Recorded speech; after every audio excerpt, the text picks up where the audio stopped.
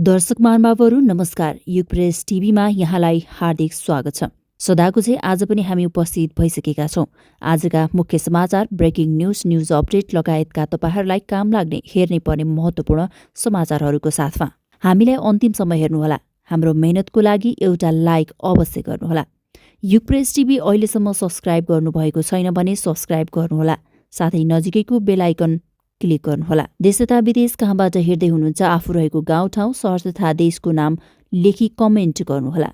दैनिक रूपमा हेर्दै हुनुहुन्छ भने रेगुलर र आज पहिलो पटक हेर्दै हुनुहुन्छ भने फर्स्ट टाइम भनेर लेखिदिनुहोला। आउनुहोस् दर्शक महानुभावहरू, आजका मुख्य समाचारहरू सुरु गरौँ। उज्यालो नेपाल पार्टीले पठाएका समानुपातिक तर्फका 18 उम्मेद्वारमध्ये राष्ट्रिय स्वतन्त्र पार्टीले 4 जनाको नाम हटाएको छ।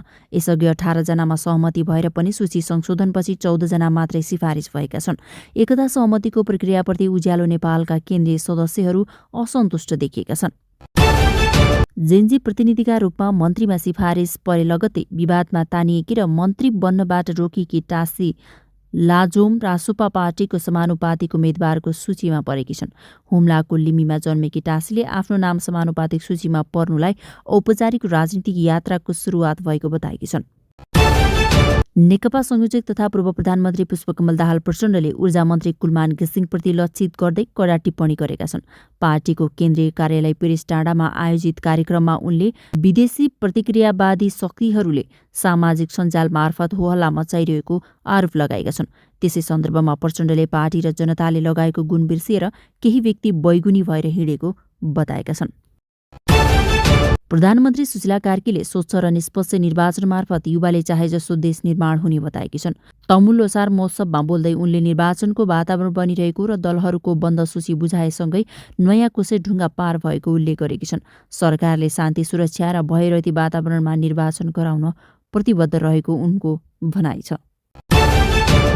नेकपा संयोजक पुष्पकमल दाहाल प्रचण्डले सामाजिक सञ्जालमा देशै कब्जा गरिसक्यो भन्ने हल्ला विचारविहीन र इतिहासविहीन भएको बताएका छन्। पेरिस डाँडामा आयोजित कार्यक्रममा उनले दशकौंको त्याग बलिदान र सङ्घर्षबाट स्थापित उपलब्धिलाई बदनाम गर्न खोजिएको आरोप लगाएका छन्। सूचना प्रविधि र एआईको प्रयोगप्रति सचेत हुनुपर्नेमा उनले जोड दिएका छन्। नेपाली काङ्ग्रेसका नेता डाक्टर शेखर कोइरालाले नेपालमा छिमेकी मुलुक र विश्वका शक्तिशाली देश विदेशी चलखेल भइरहेको बताएका छन्। मोरङ समाज काठमाडौँको कार्यक्रममा उनले नेपालको भूराजनीतिक अवस्थाका कारण यस्तो प्रभाव स्वाभाविक भएको बताएका छन्। राजनीतिक इमान्दार नहुँदा विदेशी चासो बढेको उनको भनाइ छ। नेकपा एमालेका अध्यक्ष केपी शर्मा ओलीले पूर्व गृहमन्त्री रमेश लेखकसँग जाँचबुझ आयोगले लिएको बयानप्रति आपत्ति जनाएका छन्। आयोगलाई सो कल्ड भन्दै उनले चुनावी वातावरण नबनेको आरोप लगाए। राजनीतिक नेताहरूलाई बदनाम र लखेट्ने काम भइरहेको दावी गर्दै एमाले चुनावमा सहभागी हुने स्पष्ट पारेका छन्। नेपाली काङ्ग्रेसका सभापति शेरबहादुर देउवाले विशेष महाधिवेशन नहुने स्पष्ट पारेका छन्। मंगलबार पत्रकारहरूसँगको भेटमा उनले चुनावअघि महाधिवेशन गर्दा पार्टीभित्रको प्रतिस्पर्धाले निर्वाचनमा असर पार्न सक्ने बताएका छन्। नियमित महाधिवेशन भने सहमतिमा गर्न सकिने उनको भनाइ छ। नेपाली काङ्ग्रेसले राष्ट्रपति रामचन्द्र पौडेलकी पुत्री संज्ञा पौडेल र पूर्व राष्ट्रपति डाक्टर रामवरण यादवका पुत्र डाक्टर चन्द्रमोहन यादवलाई समानुपातिक तर्फको बन्द सूचीमा समेटेको छ। काङ्ग्रेसले निर्वाचन आयोगमा बुझाएको सूचीमा संज्ञा 62औं र चन्द्रमोहन 73औं नम्बरमा रहेका छन्। जेन्जी अभियन्ता भावना राउतले नयाँ दलहरूको समानुपातिक बन्द सूचीप्रति असन्तुष्टि जनाएकी छन्। सामाजिक सञ्जालमा उनले शक्ति, पैसा र पहुँच भएकालाई प्राथमिकता दिएको आरोप लगाउँदै सहरका ब्रान्डेड अनुहार मात्रै निर्णयमा पुगेको बताइन्। यस्तो अभ्यासले प्रतिनिधित्व होइन, विश्वासघात गरेको उनको भनाइ छ। आम जनता पार्टी आजपाले प्रतिनिधि सभा निर्वाचनका लागि समानुपातिक उम्मेद्वारको बन्द सूची निर्वाचन आयोगमा बुझाएको छ। सूचीमा पत्रकार ऋषि दमलाकी पत्नी एलिजा गौतम खसारी महिलातर्फ पहिलो नम्बरमा परेकी छन्। आजपाले जेन्जी शहीद परिवार, सहकारी तथा लघुवित्त पीडित अल्पसंख्यक समुदायका प्रतिनिधिलाई पनि उम्मेद्वार बनाएको जनाएको छ। प्रतिनिधि सभा निर्वाचनको समानुपातिक प्रणालीतर्फ 64 दलमध्ये 22 दलले मात्रै सबै 110 स्थानमा उम्मेदवारी दिएका छन्। निर्वाचन आयोगका अनुसार पुस 13 र 14 गते बन्द सूची पेश गरिएको हो।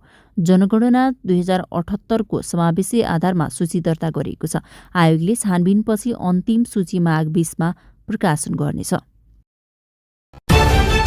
काठमाडौँका विभिन्न होटलमा कार मार्फत युवती सप्लाई गर्ने धन्दामा संलग्न एक व्यक्ति पक्राउ परेका छन्। 39 वर्षीय कुलबहादुर कार्कीलाई मानव बेचबिखन तथा ओसार पसारको सुरुमा हिरासतमा राखेर अनुसन्धान भइरहेको प्रहरीले जनाएको छ। कार्कीले होटल ट्याक्सी चालक र बिचौलिया मार्फत युवतीहरू पठाउने गरेको खुलासा भएको छ। आगामी 21 फागुनमा हुने प्रतिनिधि सभा निर्वाचनका लागि स्रोत व्यवस्थापन अर्थ प्रशासनका लागि चुनौती बनेको छ। सरकारको आम्दानी र खर्च बीच 1 खर्ब 73 अर्ब रुपैयाँको खाडल छ। अर्थ मन्त्रालयले निर्वाचन आयोगका लागि 6 अर्ब 73 करोड सुनिश्चित गरेको छ भने सुरक्षा निकायले थप 17 अर्ब माग गर्ने तयारी गरेका छन्। गृहमन्त्री ओमप्रकाश अर्यालले सुशासन र प्रभावकारी सेवा प्रवाह नै सरकारको प्रमुख लक्ष्य भएको बताएका छन्। उनले शान्ति सुरक्षाको पूर्ण प्रत्याभूति सहित घोषित मितिमै निर्वाचन सम्पन्न गर्नु सरकारको मुख्य कार्यभार रहेको उल्लेख गरे।